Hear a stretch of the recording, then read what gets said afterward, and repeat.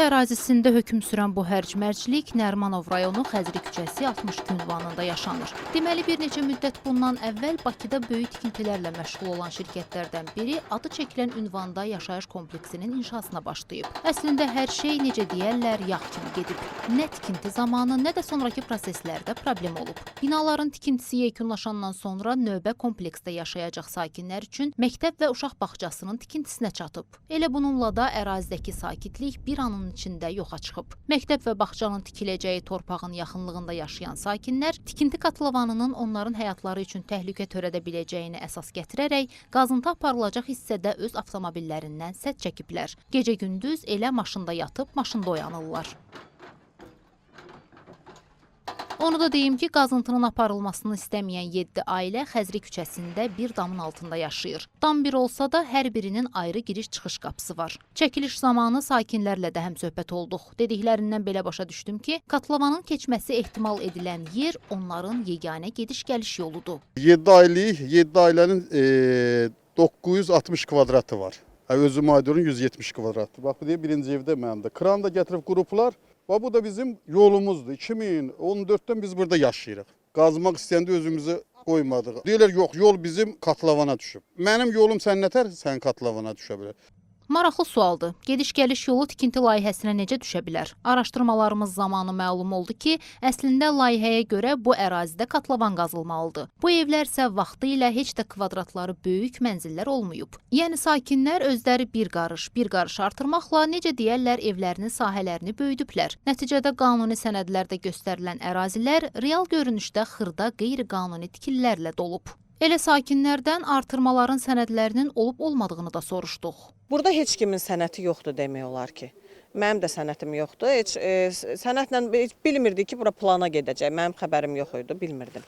Ona görə də heç sənət üstünə düşməmişik. Məktəblə burada desən bağça olmalıdır. Gecə-gündüz otururuq burada avtomobillərin içində, qar yağanda da oturmuşduq avtomobilin içində. Bəs yaxşı, alternativ yolunuz var? Alternativ heç bir yolumuz yoxdur.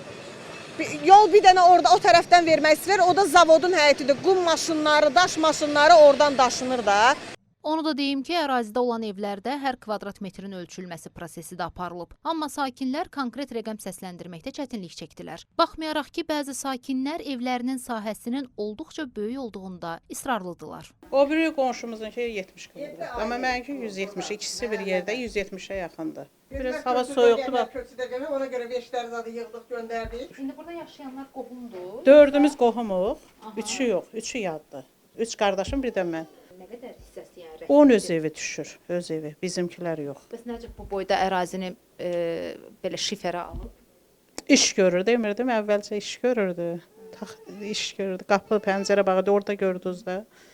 Sonra da belə də özümüz ev tikdik, yaşadıq. Sakinlərin bəhs etdiyi yolsa baxın buradır. Onlar ərazidən keçməyi təhlükəli hesab etsələr də, hazırda avtomobillərin dayandığı yer daha risklidir. Çəkiliş zamanı tikinti şirkətinin rəsmiləri ilə həmsöhbət olduq. Şirkətin rəsmisi bildirdi ki, sakinlər köhnə tikililər plana düşəndən sonra qalan evlərin sahələrini yavaş-yavaş artırmağa başlayıblar. Əslində kənardan baxmaq kifayət idi ki, ərazidə baş verənləri aydın şəkildə görəsən. Yəni bir tərəfdə söküntü gedir. Ərazi yaşayış kompleksi üçün tikiləcək binalara görə tənzimlənir. Bayaq qeyd etdiyim 7 ailənin yaşadığı damın altındaysa necə lazımdır tikinti aparılıb. Bu addım təbii ki, gələcəkdə sökülmə ehtimalı olduqca yüksək olan bu tikililərin qiymətini artırmaqdan başqa bir şey deyil. Onlarla bir neçə dəfə bizim nümayəndələr danışıqlar aparmışdır.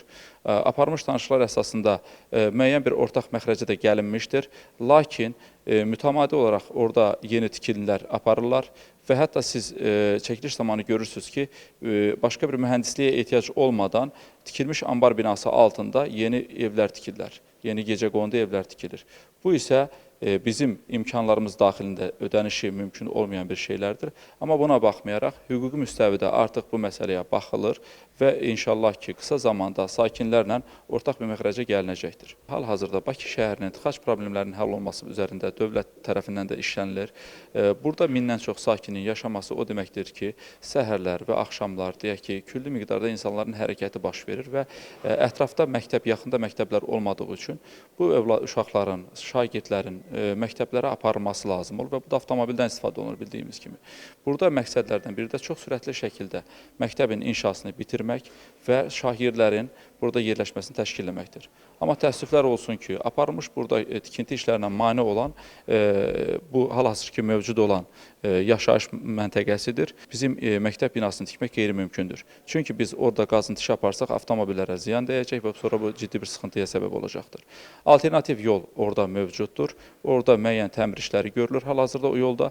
Əgər sakinlərimiz etiraz etmərsə, o sakinlər biz qısa bir zaman ərzində o yolu tam şəkildə istifadəyə verə biləcəyik. O ki qaldı sakinlərin köçürülməsinə. Sakinlərin köçürülməsi məsələsi budur ki, qeyd etdiyim kimi hüquqi müstəvidə artıq bu məsələyə baxılır və bu köçürülmə prosesi olacaqdır. Heç bir sıxıntı yoxdur. Yetər ki, bizim inşaat hal-hazırki məktəb tikintisinə mane olmasınlar. Çünki bu məktəbin tikintisinin gecikməsi artıq sentyabrda bizim sakinlərin, övladlarının o məktəbə getməsinin qarşısını alacaqdır. Həm söhbət olduğum sakinlərin hazırda evlərinə məxsus sənədləri olmasa da, tikinti şirkətinin rəsmiləri ərazinin qanuni sənəd əsasında onların mülkiyyətində olduğunu sübut etdi. Belə olan halda Xəzri 62 ünvanında yaşayan bu 7 ailə reallıqla barışıb, real danışıqlara razılıq verməlidirlər. Əks halda işin hüquq müstəvisinə daşınacağı qaçınılmaz olacaq.